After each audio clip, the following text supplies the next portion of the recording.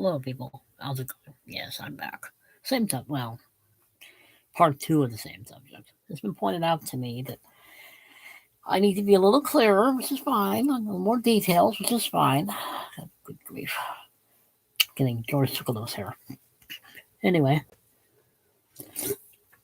let me put it this way. Okay, I'm gonna try to explain a little bit why there is a Jewish Jewish Muslim problem. And its origin really does go back to Abraham. Whether you believe in Abraham or not, whether you believe in the Bible or not, whether you think it's actual history, the problem goes back to Abraham and the promises God made to Abraham that through his seed, through his children, he would bless the nation of Israel. He would create the nation of Israel. He made the promises to Abraham. He told Abraham, I promise you this is going to happen. Abraham waited. The problem arose when Sarah, or Sarai, before she had her name changed, felt that she had the idea of maybe making it happen a little faster. She didn't wait for God's leading, didn't wait for God to say or do this. She jumped the gun, basically. And it does begin with Sarah telling Abraham, here is my handmaid Hagar. Give me children through her. Let that son be the child of the promise. And the problem is, that's not the child of the promise because that's not what God said he would do. Muslims are taught that Ishmael was the son sacrificed or was going to be sacrificed by Abraham, not Isaac. It really is about the covenant. It really is about the land. It's about all that. Sarah did not wait for God's timing. God's timing was 13 years later when Ishmael was 13, Isaac was born. Isaac was the first Jew. Technically, he was because he was the child of the promise. He was the first son of the promise. Israel goes through Isaac, Abraham and Isaac and Jacob, not Ishmael. This conflict really did begin there. It's always began there.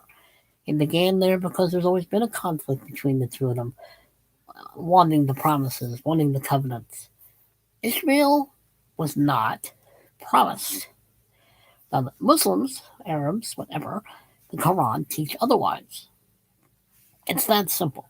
That really is the origin of this antagonism, this very long, almost 4,000 years of antagonism, of hatred, of anger, of resentment, of warfare. In a lot of ways, actually, Arabs and Jews got along just fine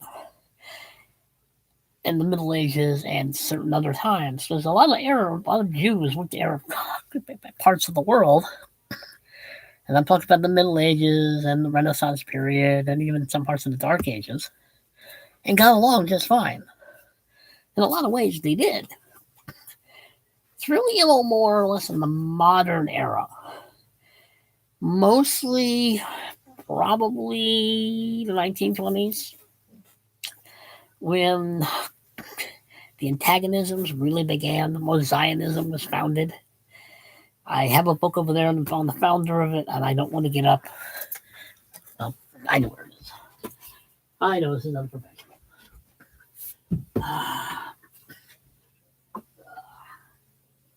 But I like this book, so.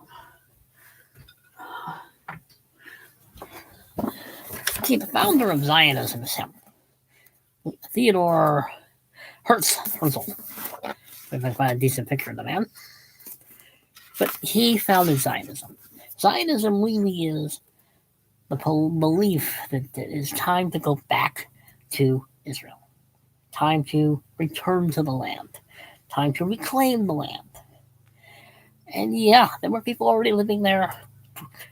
The thing is, it still wasn't their land because Muhammad conquered it from the Romans and the other people who were already there.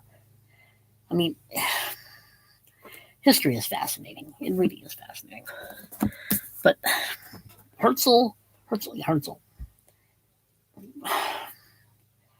he took the idea of Zionism and made it into an idea, into just return, to go back home, to go back to Israel, to make Israel something. I mean, of course, he never imagined what was going to take to get to May 1948 for Israel to be a country again, a state again. But there's always been that resentment, that bubbling up, that resentment of the two sons of Abraham.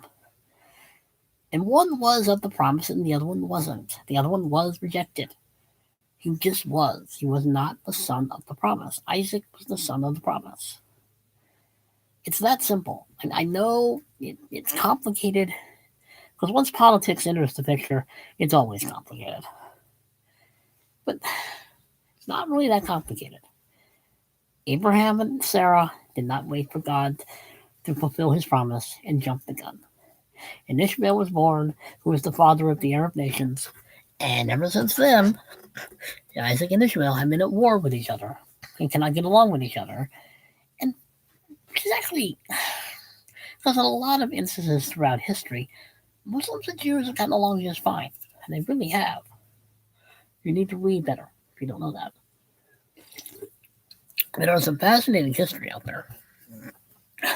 And the thing is, Muslims of today, if you look at the cultural, their history of the early centuries of Muslim rule and Muslim this, that, and the other, it's a fascinating culture.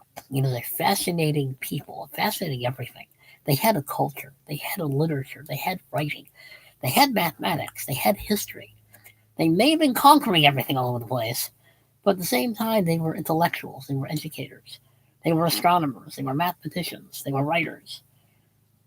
And so were the Jews, which is partly why the Jews liked being around them. Though they may not have always agreed, and they may not have always gotten along, and they may have had to compromise here and there, but they got along.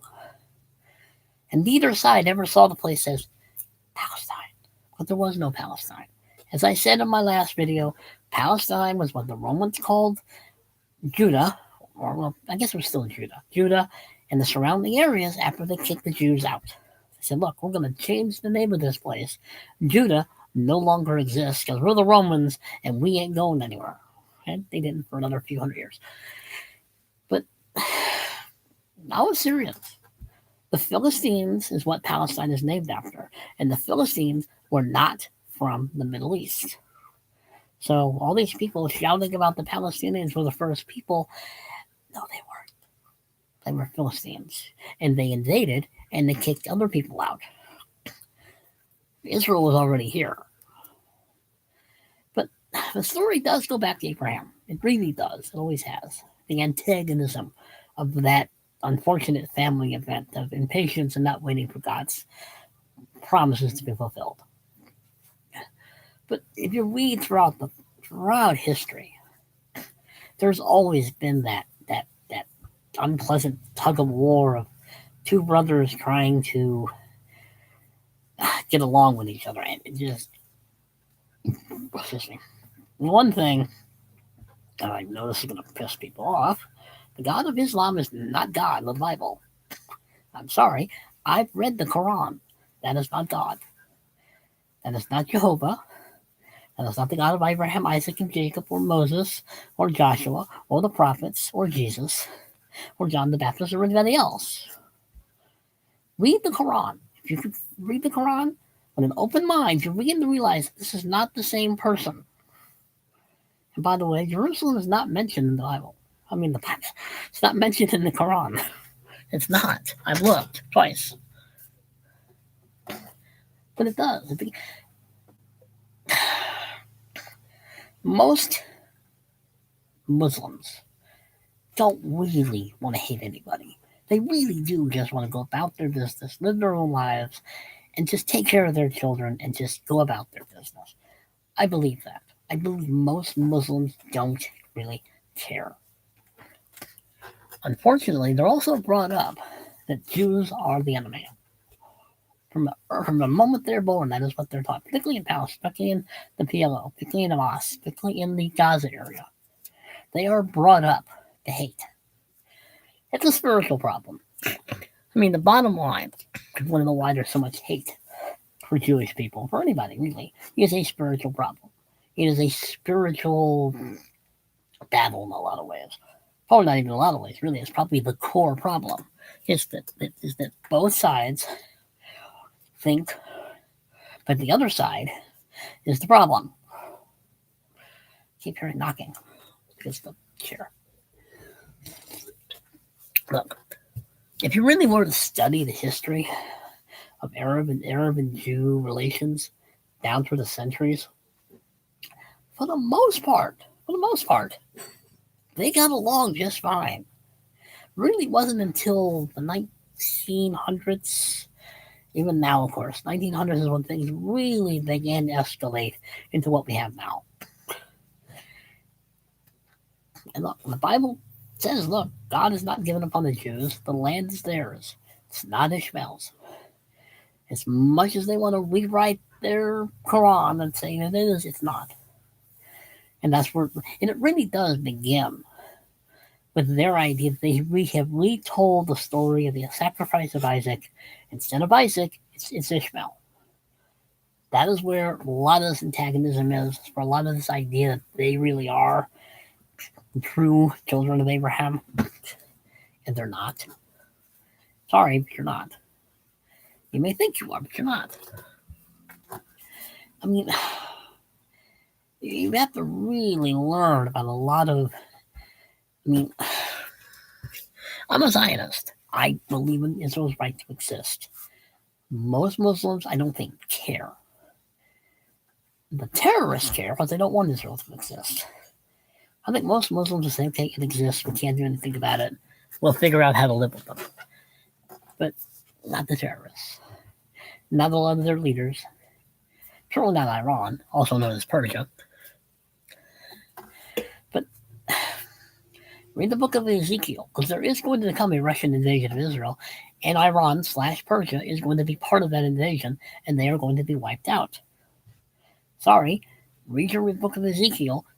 The coming Russian invasion is coming, and Russia and Persia and a lot of other people are going to be wiped out. I think it's 1/7 of the armies are going to be destroyed. If I remember my Ezekiel. Look, Israel is going to keep getting attacked because it exists. Whether it is understandable to anybody that there is just hatred for Jews because they exist, yes, it is irrational. You want rational from humans? You're living on the wrong planet. There's nothing rational about hatred of anybody, and there's always nothing. They're not taught to be rational. Fanatical Islam, whatever you want to call it. I've read the Quran. It is not a religion of peace. It's just not. I've read it twice. It's not. There's nothing about living with your neighbor. There's nothing about love your neighbor. There's nothing about forgiveness. There's very little. I mean, it's not the God I recognize in the Bible. In fact, if that's God of the Bible, then I'm reading the wrong Bible, because he's not. But the story does. It does begin with Abraham, Isaac, Jacob, Sarah, Hagar, Ishmael, eventually Jacob, I suppose, because Jacob does have his name changed to Israel. But Isaac was the first Jew. He was the first child of the promise. Ishmael wasn't. That is where it all began. It really does begin with Isaac and Jacob. Why do I keep saying Jacob? I know why. Because I'm so used to saying Abraham, Isaac, and Jacob. It begins with Isaac. My sinuses are still problems. I don't want to go too long on this one because I'm already almost up 15 already. But anyway, pray for Israel. Pray for the peace of Jerusalem. Pray for the Jews. Pray for the Palestinians. Pray for the Arabs. Pray for the Muslims. Pray for what they are being subjected to by leaders who really are using them, who really are turning them into murderers, of people who really don't want to hurt them. Sorry, but it's true. I study history. I know what it is. Excuse me again. Well, Like, share, comment, subscribe. Behave yourselves, people, because you know I'm not going to. And I will probably make another video, maybe. Later. Later.